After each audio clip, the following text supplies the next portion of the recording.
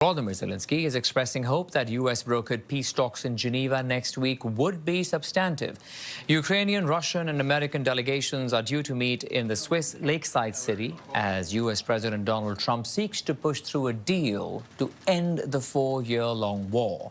In a speech at the annual Munich Security Conference, Zelensky said, "We truly hope that the trilateral meetings next week will be serious, substantive and helpful for all of us. But sometimes it feels like both sides are talking about completely different things."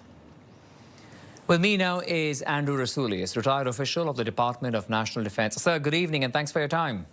Good evening, Akshay. So lots happening there in the Munich Security Conference, but let's start with Canada's commitments to the Arctic and the promises we heard from Minister Anita Anand as she met with her allies there.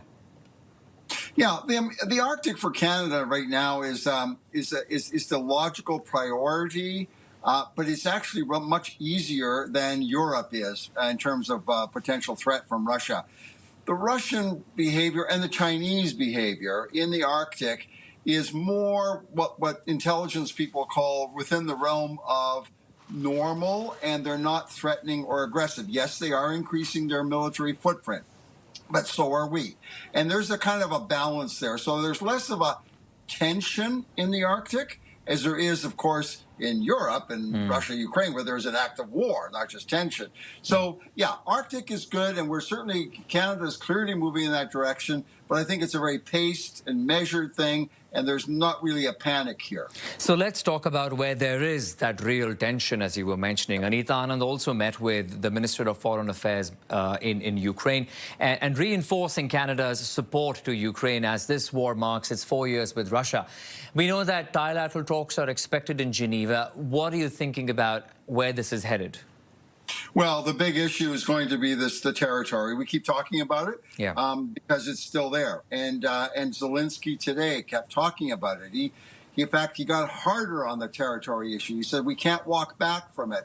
Like he was talking about the Donetsk, the fortress belt that the Russians are insisting the Ukrainians walk back from. And, Zelensky says we can't sacrifice 200,000 people. What are we going to do about it? We're not evacuating. So this means that as they go into the meetings in Geneva next week, it's going to be tough. I mean, there's really not much movement being shown. Of course, we don't know what's going on behind the scenes. We know that Zelensky met with Rubio today, also in Geneva, in Munich.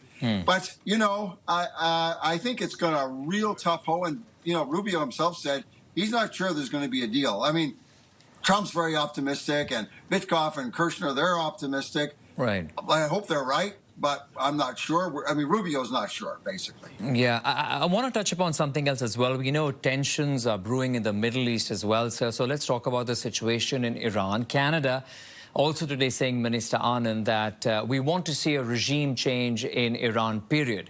What would that really entail from the Canadian side? Because on one end, we have the U.S. that is also seeking the same, but it looks like it's preparing for something bigger, larger, with all its operations and readiness in carriers. So when Canada says we want to see a regime change, period, what does that mean? What does that entail? Yeah, she was very careful there, quite correctly, not to saying, yeah, well, sure, we'll support the American military action to invade Iran and do a regime change. No.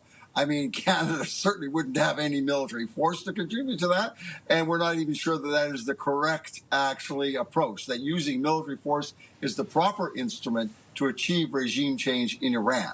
I mean, that's a huge question. There are many speculations that military action, despite American strength, would not be necessarily successful in the outcome that they're trying to achieve. So there's other... there's the long-going sanctions things, there's other pressures. These things are not guarantees, but they're better than embroiling yourself in a nasty war that becomes a forever war, which Trump said he doesn't want to do anymore, like they did in Iraq. Right, indeed. Okay, so we'll have to leave it at that tonight then, but it's always a pleasure. Andrew Rasiulis, retired official of the Department of National Defense. Thanks again. You're very welcome, Akshay.